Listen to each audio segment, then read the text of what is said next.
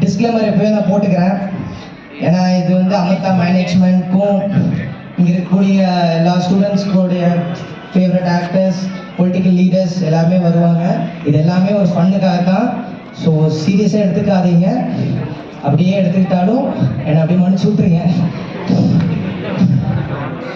சரி, இப்போ வந்து என்ன கான்செப்ட் அப்படின்னா, நம்ம சிவகார்த்திகேயன் அண்ணா இருக்கார்ல, அவர் வந்து ஒரு காலேஜில் பண்ணக்கூடிய அதே பெர்ஃபார்மன்ஸ் தான். ஆனால் என்ன அதை கொஞ்சம் அப்படியே டிங்கரிங் கொஞ்சம் அந்த மாதிரிலாம் பண்ணி அவர் ஜாலியாக பண்ணதை கொஞ்சம் அப்படியே நான் வந்து பொலிட்டிக்கல் ரிலேட்டடாக பண்ண போகிறேன். ஸோ அமிர்தா மேனேஜ்மெண்ட் கண்டிக்க மாட்டாங்கன்னு நினைக்கிறேன். So disclaimer to all. So என்ன கான்செப்ட் அப்படின்னா, சாலமன் பாப்பா உங்களுக்கு எல்லாத்துக்குமே தெரியும். அவர் வந்து சீஃப் எலெக்ஷன் கமிஷனர். ஸோ இப்போ வரக்கூடிய எல்லா பொலிட்டிக்கல் ஆக்டர்ஸ், லீடர்ஸ், ஆக்டர்ஸ் எல்லாருமே வந்து இப்போ எல்லாருமே உயிரோடு இருக்காங்க. சில பேர் இறந்துட்டாங்க. அவங்க எல்லாருமே இப்போ வந்து இருந்தாங்கன்னா, அவங்க எல்லாருமே ஒரே எலெக்ஷனில் வந்து பார்ட்டிசிபேட் பண்ணாங்கன்னா, அவங்களோட ஸ்டைலில் எப்படி வந்து சீஃப் எலெக்ஷன் கமிஷன் கிட்ட வந்து அணுகுவாங்க, இல்லை ஓட்டு எப்படிலாம் கேட்பாங்க அப்படின்னு ஒரு சின்ன டெமோ தான். இதை நீங்கள் வந்து என்ன எஸ்கே மாதிரியே இருக்கு அப்படின்னீங்க. என்ன நீங்கள் என்ன பெரிய எஸ்கேவா அப்படின்னீங்க. நான் எஸ்கே இல்லை, சும்மா தான் பண்ணோட எடுத்துக்கங்க. ஓகே.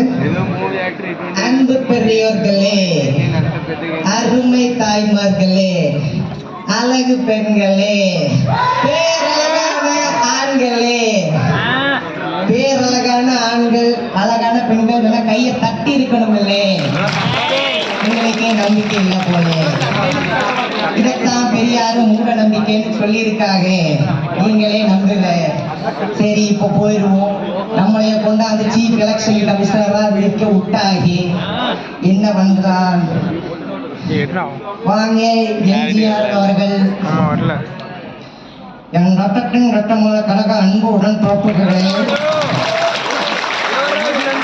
நம்ம பார்த்துட்டோம்னா ஒரு பெரிய ஒரு இந்திய வரைபடத்தை எடுத்து அதுக்கு பின்னால் ஒரு மனுஷனோட முகத்தை வரைஞ்சி அதை கிழிச்சு மறுபடியும் ஒன்று சேர்த்து சொன்னால் என்ன ஆகும்? அந்த வரைபடத்தை ஒன்று சேர்க்க முடியாது. ஆனால் அந்த மனுஷனோட முகத்தை ஒன்றா சேர்க்கலாம். அதே மாதிரி தான் நாட்டில் ஒவ்வொரு மனுஷனும் திருந்தா நாடே திருந்தோம். இதுதான் என்னுடைய கருத்து.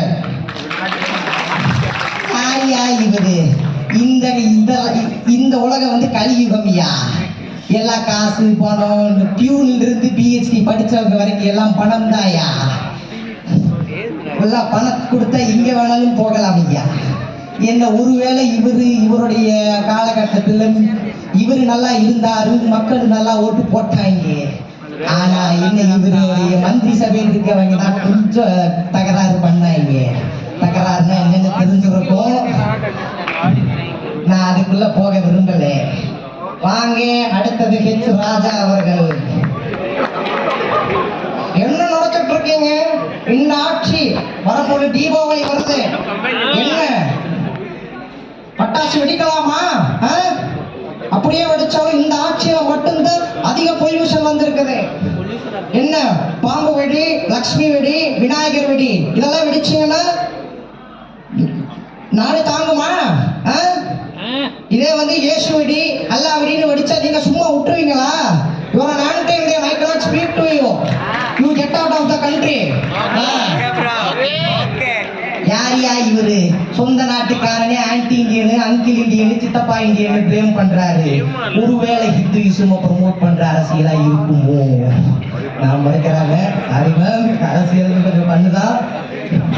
வாங்க, அடுத்தது ரஜினிகாந்த் அவர்கள். நான் அவருடைய ஃபேன் தான், டைகாட் ஃபேன். ஓகே, அம்மா கமெண்ட் வந்துருச்சு. இங்கே வருகை தந்திருக்கும் பத்திரிகை நண்பர்களே,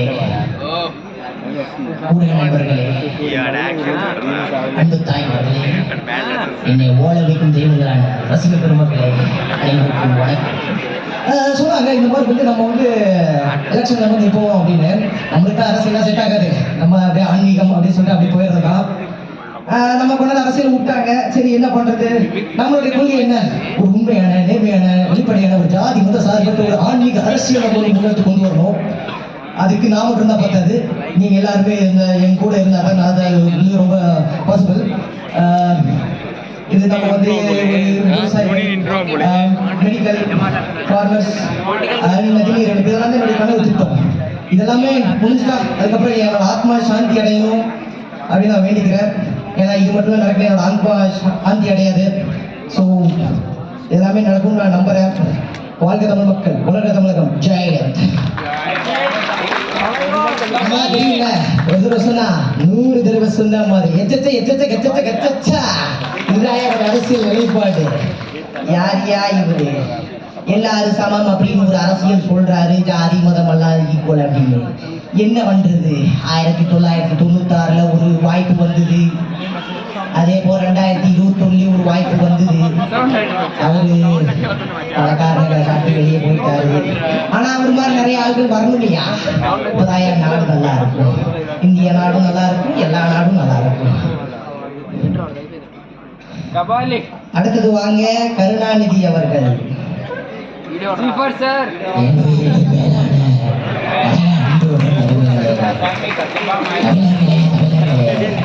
என்னை நீங்கள் கடலில் ஓட்டாலும் நான் கட்டுமரமாகத்தான் இருப்பேன். அதை நீங்கள் பயன் செய்யலாம். நம்மளுடைய அரசியல் கொள்கை வேறு, குடும்பம் வேறு என்று நாம் நம்புவது உண்டு. ஆனாலும் தேர்தல் அறிக்கையில் தொலைக்காட்சி கொடுத்தோம், இலவச மின்சாரம் கொடுத்தோம், எதுக்கு, விவசாயத்திற்கு. ஆனால் பல ஊழல்கள் நடந்தது. அதை நான் நினைச்சு ரொம்ப வருத்தப்படுகிறேன். யார் ரெகுலரா கரண்ட் கொடுத்தாங்க விவசாயத்துக்கு. ஆனா என்ன பண்றது, வீட்டுக்கு சரியா கரண்ட் வரமாட்டேங்குது. சடவுடு வாரத்துல 2-3 நாள் போயிடுச்சு. ஐயோ இல்லையா, நீங்க போயிட்டாலும் பரவாயில்லை, அதான் உங்க குடும்பமே இருக்கே அந்த ஆட்சிக்கு. நீங்க போயிட்டா என்ன, உங்க மகன், உங்க வேற, உங்க ஒல்லு வேற எல்லாரும் வருவாங்கய்யா. கட்சி வேற குடும்பம் வேற இல்லையா, எல்லாம் ஒண்ணுதானையா உங்களை பொறுத்த வரைக்கும். வெளியிலதானே அரசியல், விடுதலை எல்லாம். ஓகே, அடுத்தது வாங்க எஸ்கே சூர்யா.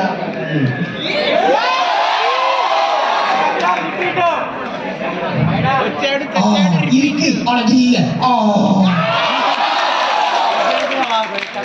வந்தான் தலைவரே, அவன் வந்தான், கனவுல வந்தான் தலைவரே. ரஃபீக் போய் நின்ன, இப்ப எனக்கு சுட்டா சிஎம் தப்பா. அப்ப வந்தான் தலைவரே, அவன் வந்தான், சுட்டா செத்தா ரிப்பீட், வந்தா சுட்டா ரிப்பீட், மறுபடியும் வருவான் தலைவரே, சுடுவான் சேவா ரிப்பீட். எடுத்தோடனே எலெக்ஷன் நிக்கிறத விட்டு புட்டி சிஎம் கொல்ல படுறாங்க. உடனே பிளான் போடுறாரு, ஒருவேளை ஜவஹர்லால் நேருவை கொண்ட நம்ம உள்நாட்டு அரசியலா இருக்கும், அதை பத்தி பேசுறாரோ. நம்ம ஆளுகளே ஜவஹர்லால் நேருவை அரசியல ஒண்ணு சேர்த்து கொண்டுட்டாங்க, அது வேற அரசியலுக்கு போக வேண்டாம். ஒருவேளை கருப்பு படத்தை பத்தி பேசுறாரோ இப்போ. சரி, அடுத்தது வாங்க தளபதி விஜய். என் நெஞ்சு குடியிருக்கும் நண்பா நண்பர்கள் எல்லாருக்கும் வாங்கம்மா. என்ன இருக்கீங்க? எல்லாருக்கும் நினைக்கிறீங்களா? வாய்ஸ் கொஞ்சம் வராமல் இருக்குங்களா? அட்ஜஸ்ட் பண்ணிக்கோங்க. பூஜி விவகாரம்னா வெறும் காக்கம்பத்துன்னு விட்டு ஊழல் பண்ணுற ஊருங்க, அது கொஞ்சம் பார்த்து நடந்துங்கண்ணா. வரியெல்லாம் இப்போ ஏற்றிட்டாங்கண்ணா, அதை பற்றி பேசணும்னா ஏன்னா ஒரு தடவை பேசியே ஒரு படத்தை ப்ரொமோஷன் பண்ணிட்டாங்க. அதுதான் தெரியுங்கண்ணா. அடுத்தது பண்ண போய் அப்புறம் காப்பாடுச்சுங்க பீஸ்ட்டு. ஸோ அதுக்கு நான் போனேங்கண்ணா. யாரியா இவரு சென்ட்ரல் பார்ட்டிக்கு ஸ்டேட் பார்ட்டிக்கு வம்பு வச்சுக்க வேணாம்னு ரஜினிகாந்த்ல இருந்து எல்லாருக்குமே தெரியுமே. அதனாலதானே எல்லா சென்ட்ரல் கவர்மெண்ட்டும் சுமூகமா எல்லாருமே பழகிறாங்க. இவரு போய் அந்த ஆடியோ லான்ச்ல போய் அரசியல் பேசி இப்ப என்னையா ஆச்சு, ஈஸ்ட் ஷூட்டிங் நெய்வேலியில இருந்து வீட்டுக்கு வரும்போது காலையில் என்னென்ன பண்ணாங்க, அதெல்லாம் உங்களுக்கு தெரியும்னு நினைக்கிறேன். வாங்க. அடுத்தது ஸ்டாலின் அவர்கள். அரசியல்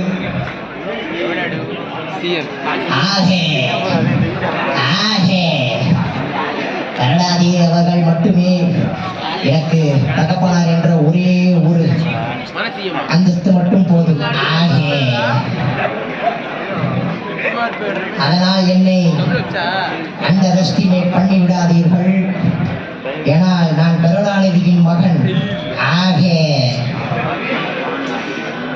இலவசமாக பெண்களுக்கு பேருந்தில் பயணச்சீட்டு கொடுத்தோம். நீட்டை ரத்து பண்ண சொல்லி ஒன்றிய அரசுக்கு கடிதம் எழுதினோம். பல வகையில் அரசியல் காரணமாகவும் பேசினோம்.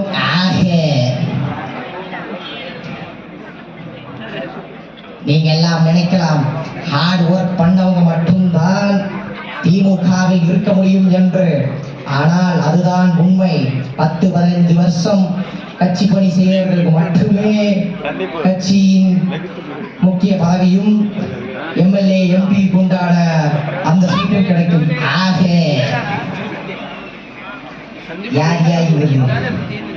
திராவிட மாடல்னு ஏதோ சொல்லி புதுசா நம்ம டீம் கிரியேட்டர்ஸ்ல கிளப்பியிருப்பாங்க போல. நமக்கு தான் தெரியுமே எல்லா சீட்டையும் ஏலத்தில் விடுறாங்கன்னு. ஒன்றிய செயலாளர் இருந்து மாவட்ட செயலாளர் வரைக்கும் எல்லாமே ஏலம் தானையா. புதுசா வந்தவன் மலசா வந்தவன் எல்லாத்துக்கும் யாருக்கா பணம் தான் வைக்காங்க. நீங்க என்ன அரசியல் வேணாலும் பேசலாம், ஆனா மக்கள் பார்த்து கொண்டு இருக்காங்க. அடுத்தது வாங்க சிவாஜி கணேசன். அம்மா ஞாபகம் இருக்கா? உனக்கு 5 வயசு இருக்கும்போது கைவீசு இல்லையா? அரியா இவரு எலெக்ஷன் கம்பெயின் பண்ண வேண்டிய நேரத்துல கடைக்கு போகலாம், தியேட்டருக்கு போகலாம், பார்க்கு போகலாம், பீச்சுக்கு போகலான்னு சொல்றாரு. ஒருவேளை இந்தியன் எக்கனாமியும் ஜிடிபியும் பத்தி பேசுறாரோ என்னமோ.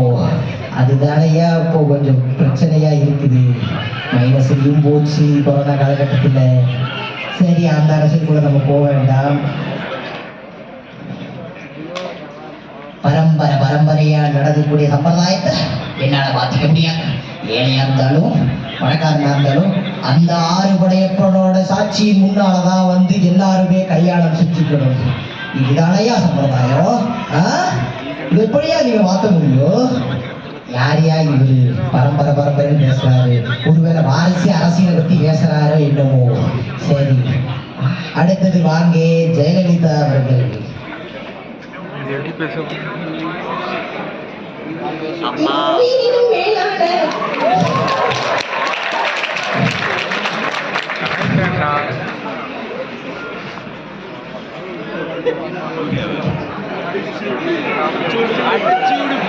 அட்ஜஸ்ட் பண்ணிக்கப்பா, அட்ஜஸ்ட் பண்ணிங்க. கொஞ்சம் ஒரு டயலாக் மட்டும் பாத்தீங்க.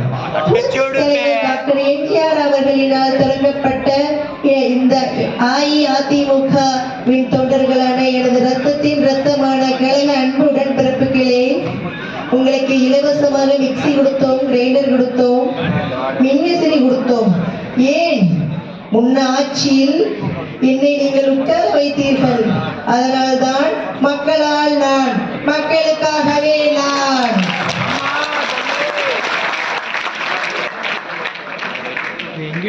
யாரையா இவங்க மக்களால் நான், மக்களுக்காகவே நான் பேசுறாங்க? இவங்கதான் மன்னார்குடியால் நான், மன்னார்குடிக்காகவே நான் வாழ்ந்துட்டு போயிட்டாங்களே. எப்படியா இவர் மக்களுக்காக வேலை செஞ்சாருன்னு சொல்றீங்க?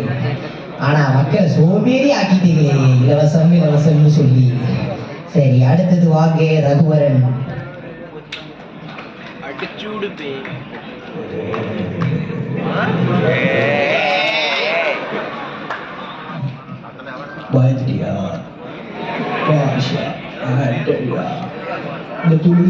இந்த தொழிலுக்கு புதுசு குழந்தை ரொம்ப பேசல போச்சுக்கலாம்.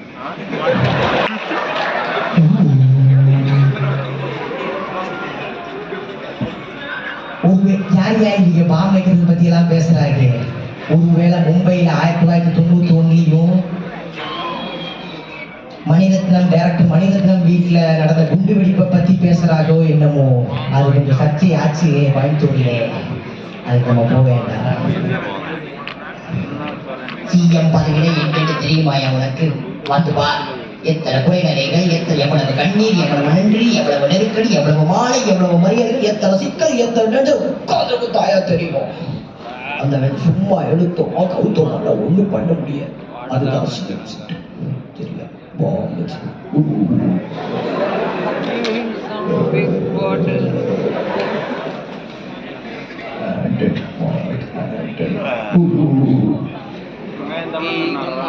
யார் வயலன்ஸ்லயே எடுத்தோடனே வயலன்ஸா பேசுறாரு.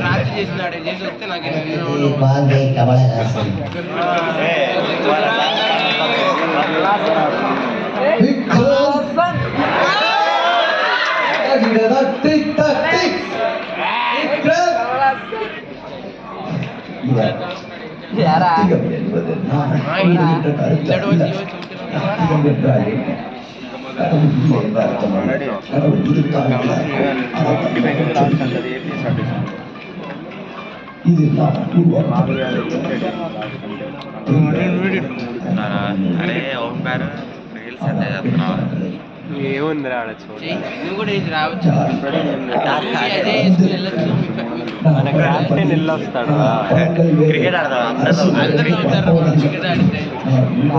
కిందకి లాగాడు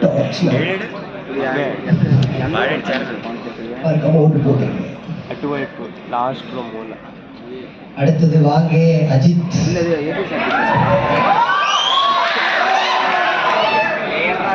அட்ஜஸ்ட் பண்ணிங்கப்பா, வாய்ஸ் கொஞ்சம் ப்ரிப்பேர் பண்ணல. எனக்கு அரசியல் வேணாங்க. ஏன்னா என் ரசிகர்கள் மிஸ்கைட் பண்ண விரும்பலங்க. எனக்கு அரசியல் வேணாங்க. ஏடிஎம்கே இருந்து கூப்பிட்டாங்க எதுக்காக அவங்களுக்கு அப்புறம் கட்சி எனக்கு வேணாங்க. நானே ஒரு தடவையா அரசியல் பேசி கருணாநிதி முன்னால வந்து அவர் முன்னால நான் எதிர்த்து அரசியல் பேசி நான் ரொம்ப இது பண்றேன். அப்புறம் ரஜினிகாந்த் சார் தானே எனக்கு வந்து அங்க கலைஞர் கூட ஒரு நாட்டுல நட்புறவு வச்சேன். எனக்கு அரசியல் வேண்டாங்க. யார் இருக்கு ரொம்ப டிஃப்ரெண்ட் பர்சனா இருக்காரு. அரசியல் வேண்டான்னு சொல்றாரு. நம்ம எஸ்கே தம்பி சொல்ற டைலாக்லயே சொல்லுவோம். நம்ம ரெமோ படத்துல நினைக்கிறேன், படித்தால் வேலைதான் கிடைக்குமா, ஆனா நடித்தால் நாடே கிடைக்குமாம் என்று அவர் சொன்னார். அந்த பாலிசி ஒரு ஃபாலோ பண்ணல போலே. சரி, அதுக்குள்ள போவேன். அடுத்தது வாகே பிரகாஷ் ராஜ் தம்பி.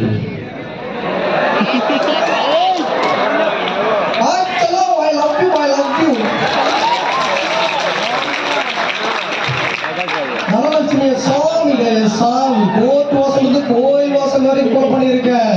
தனலட்சுமி சாமி சாமியில கோயில் கட்டி கும்பிட வேண்டியதானே. எலெக்ஷன் கேம்பெயின்ல வந்து என்னென்ன பேசுறாங்க. ஒருவேளை இவன் என்னையா சாமி மாமி அப்படின்லாம் சொல்றாங்க. ஒருவேளை சிலை கடத்தல் பத்தி ஏதோ பேசுறாங்களோ என்னதோ, இல்ல கோர்ட்டுல தீர்ப்பு வழங்கக்கூடிய ஏதோ தில்லுமுள்ளு அந்த அரசியல் ஏதோ சொல்றாங்களோ என்னமோ. அடுத்தது வாக்கு விஜயகாந்த் தம்பி. கேப்டன் பேசுறேன்.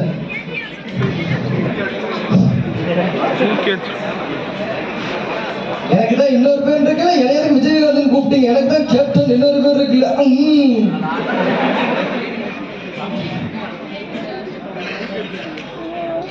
யாராவது பேசிக்கிட்டு இருக்கோம் கேட்டுட்டு இருக்கோம். சும்மையா பொம்மையா கேட்கும். இத்தனை வருஷமா ஓட்டு போட்டு என்னையா பண்ணாங்க இந்த நாட்டுக்கு? 50 வருஷமா கேட்டு குட்டிச்சல் பண்ணி வச்சிட்டாங்களே. நீங்க போட வேண்டிய சின்னம் முரசு சின்னம்.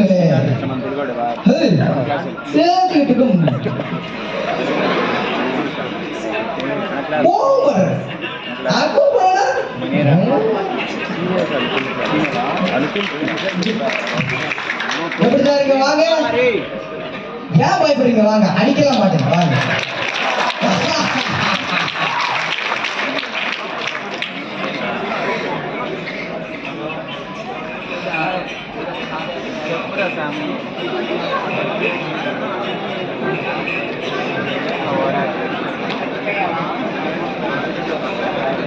எனக்கு நீங்க ஓட்டு போட்டீங்கன்னா ரேஷன் கடைக்கு நீங்க போக வேண்டியது இல்லை. ரேஷனே உங்களை தேடி வரும். அதனால ரேஷன் கடையில் நடக்கக்கூடிய ஊழல்கள் எல்லாமே கட்டுப்படுத்தப்படும். தூக்கி அடிச்சிடும் பார்த்துக்க. பேசிக்கிட்டு இருக்கல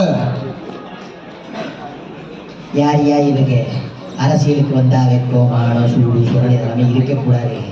எல்லாம் கேட்டு சகஜமா போகும். என்ன இந்த மனுஷன் கொஞ்சம் கோவப்படுறாரு, என்னையே பண்றது? சட்டசபையிலேயே ஏடிஎம்கே அம்மா பார்த்து அப்படின்னு நாக்க துருத்துரு விடானுங்க அப்பவே. சரி, இவர் உடம்பு நல்லா இருந்திருந்தா இப்ப இருக்க ட்ரெண்டே வேற. இப்ப அவர் தான் சிஎம்னு சொல்ல மாட்டேன், அது மக்கள் கையில தானே இருக்கு. ஆனா நல்ல ஃபியூச்சர் இருந்திருக்குமே அவர் உடம்ப பார்க்கல. சரி, அடுத்தது வாகு.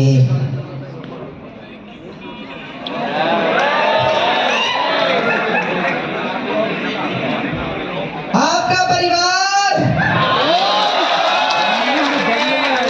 हमारा परिवार स्वच्छ भारत को प्लान को इम्प्लीमेंट है इंडिया के नंबर 1 देश के वर्ल्ड।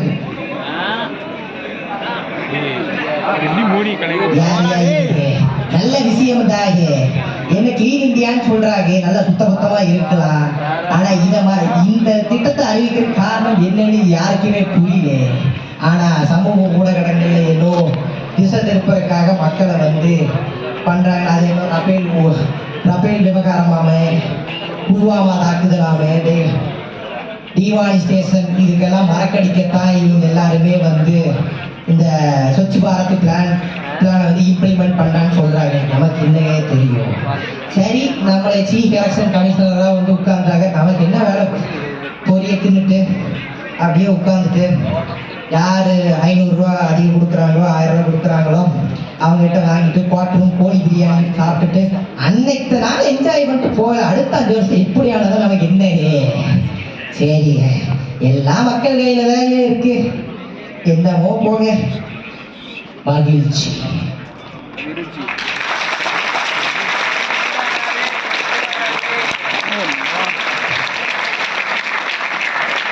Kalau pakai itu